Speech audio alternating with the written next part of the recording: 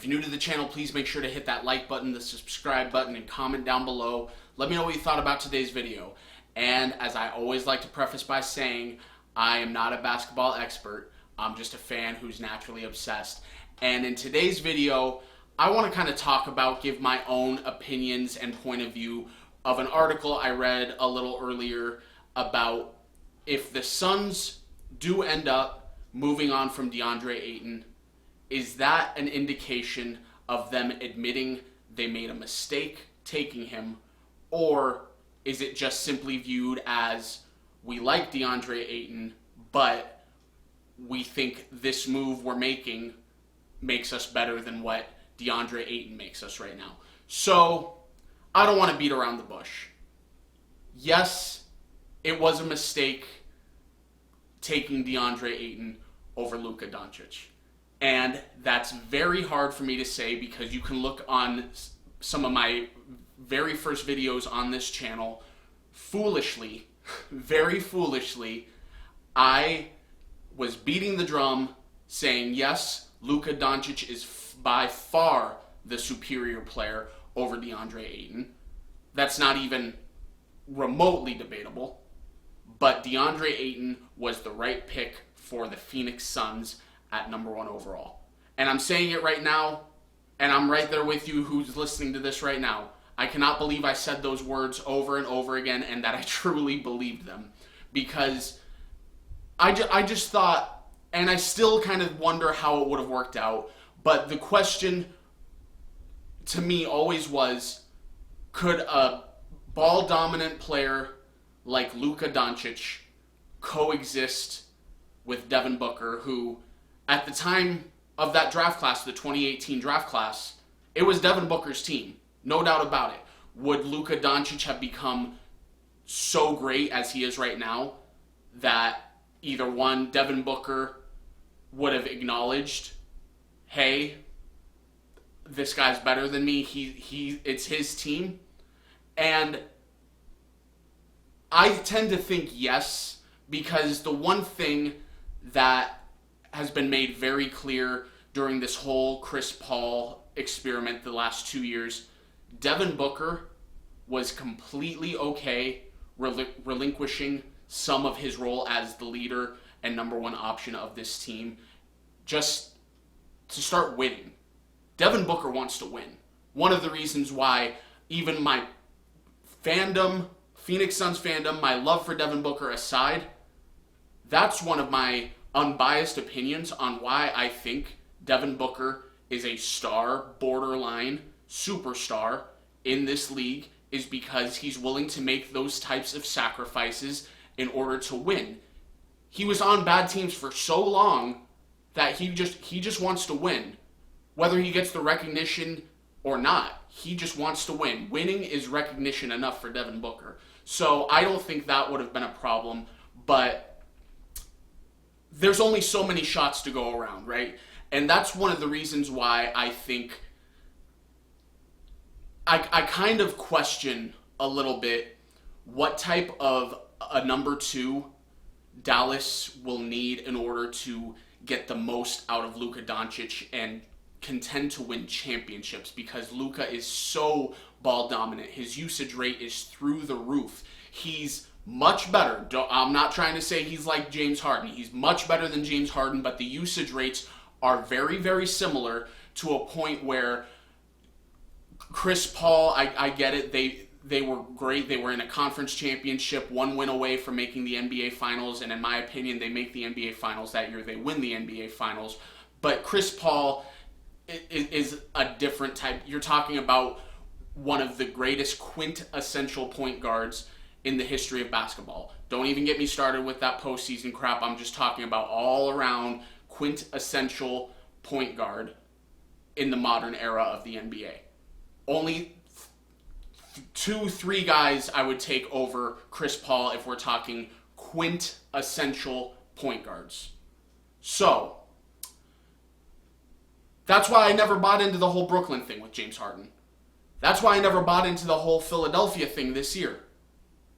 So ball dominant, and he's trying to tweak his game here and there to where his assists are going up, but his efficiency rating is going way down.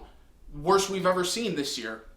So, getting a little off track, I'm just trying to give you some examples as to why I question, one, if Devin Booker and Luka Doncic would have worked together, and two, what kind of a number two option realistically Dallas needs in order to start competing for championships on a yearly basis. Because when you have one of the best players in the NBA, in my opinion, the second best player in the NBA behind Giannis Antetokounmpo, you're going to be a threat every year.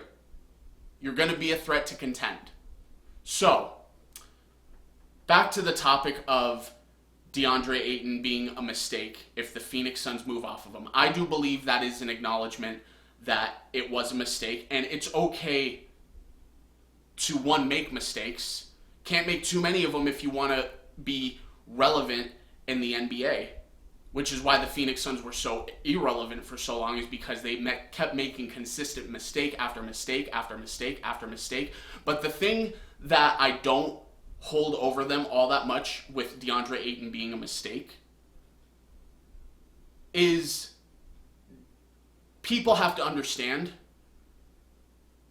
DeAndre Ayton was a Ryan McDonough draft pick, not a James Jones draft pick.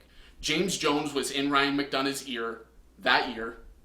He was becoming very prominent in the Phoenix Suns front office, and as we know, a few weeks after that draft, Ryan McDonough was fired, and James Jones was made interim GM to permanent GM. And we all know the Suns were bad for 10 years, and Ryan McDonough made a whole mess of mistakes. In this instance right now, I just want to talk about draft mistakes, because there were plenty of them. Obviously, he had one home run, one slam dunk, no doubt about it, home run in Devin Booker.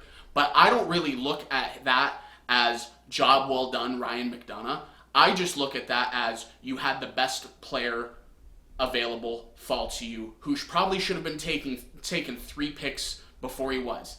You had Justice Winslow, Miles Turner, Trey Lance were the 3 picks ahead of Devin Booker. And I thought at the time, not even now. Now, if we're talking about, I think Devin Booker's the number 1 pick. I know a lot of people are going to beat the drum still for Karl Anthony Towns. I get it. I totally get it. Just with the way the modern NBA is, I would much rather have that star guard over a star center. And a star center who doesn't play any defense to speak of. So, I think he just lucked out with the best player available falling to him at number 13. But if you go to the year after that, 2016, you take Dragan Bender at number 4 overall. Huge mistake. You pick Dragan Bender over Jamal Murray and Buddy Hield. And then in the same draft, you trade up to draft Marquise Chris, while a guy by the name of Domantas Sabonis was still on the board. Terrible draft picks. And then you go to the next year, 2017. There's a lot of talk, and it's becoming known now, that had the Celtics not taken Jason Tatum, that would have been the pick for the Phoenix Suns at number 4. Would have loved that, but I still also question the same things to a lesser extent if Jason Tatum and Devin Booker could have coexisted. But much lesser extent, I mean, we're seeing right now the fruits of what Boston's doing with Jason Tatum and Jaylen Brown. So the point, though, is at number 4, you chose Josh Jackson. We all know how that turned out. While you had a point guard by the name of De'Aaron Fox on the board. I mean, I feel bad for De'Aaron Fox because the Sacramento Kings are a complete dumpster fire of an organization, but I don't think anyone for 1 second is going to question what a phenomenal talent De'Aaron Fox is. You take him, we probably don't get Chris Paul, but we have our young point guard of the future who's been very, very consistently getting better year after year after year. And then, little story. What had happened in 2018 for the Phoenix Suns? There was no doubt that DeAndre Ayton was going to be the number one overall pick from the moment the Suns got the number one pick. There was no doubt about it. But that just because there was no doubt about it doesn't mean that people within the organization weren't trying to get Ryan McDonough, get Robert Sarver to think about it. Because, the fact of the matter is, with how bad the Suns were for so long, ticket sales weren't really going that well. And you have DeAndre Ayton, who played high school basketball in the state of Arizona, played college basketball in the state of Arizona, and to get drafted to the NBA in the state of Arizona, it was a moneymaker from a business standpoint. And Ryan McDonough and Robert Sarver wanted that. And that year, Ryan McDonough hired the new head coach, Igor Kokoshkov, and James Jones, being newly promoted in management, was assistant to Ryan McDonough, and he tried to rationalize with Ryan McDonough that if you're going to have this head coach, why not take Luka Doncic, who this head coach is very familiar with? Igor Kokoshkov is the head coach for the Slovenian national team where Luka Doncic plays. They know each other so well. So, what happened was, obviously, they chose DeAndre Ayton. And then, here's a difference that I want to make between these two gentlemen. So, a lot of people are going to hear it's not a James Jones guy, and they're going to ask about Mikal Bridges. Well, that's not a James Jones guy either, right? So, there's a story. It's around, so some of you probably have already heard it, but for those of you who haven't, the Suns were looking to trade back up into the first round to get Shai Gilgeous-Alexander, who's become a great young basketball player, right? If he wasn't with the Thunder, he'd probably be receiving a lot more recognition than he has, but it's very well known around the NBA. Very solid, promising young point guard. Great things could definitely be in store in the future for Shai Gilgeous-Alexander. But James Jones was very, very fond of Mikal Bridges. And for some reason, I can't tell you what it was, but for some reason, Ryan McDonough chose to buy into what James Jones was selling and chose to trade up for Mikal Bridges. And I don't know about you, but I'm pretty happy with the results of that. James Jones, he knows what he's doing. Has he made some mistakes? Sure. Every single GM has. But has he made any catastrophic mistakes that have put this team in jeopardy? He's made zero of those catastrophic mistakes. Some mistakes, but zero catastrophic ones. And you can look at both sides being like, well, if they would have gotten Shai Gilgeous-Alexander, they would have had a solid point guard of the future, just like De'Aaron Fox and all that. Yeah, that's true. That's true. But other side of the coin, you got Mikal Bridges, who has developed into one of the 5 best defensive players in the NBA. And that's a fact. Don't try to argue me on that. That's a fact. There's a reason why he finished second in Defensive Player of the Year voting this year, and many people think he should have won it. I'm not going to get involved in that because I already know for those of you who aren't Suns fans, you're immediately going to go into the whole, yeah, you're just being biased and everything. No, I'm not going to get into that. And Marcus Smart is definitely deserving of that award. He is right up there with Mikal Bridges as top-tier defensive player in the NBA status. But long story short, I kind of wanted to get into a little story time with you guys, have some genuine conversation like I always try to do on here, and kind of throw out those facts and see what you guys think about this being an admission of DeAndre Ayton being a mistake for the Phoenix Suns, or if it's just simply viewed as a move that makes them better.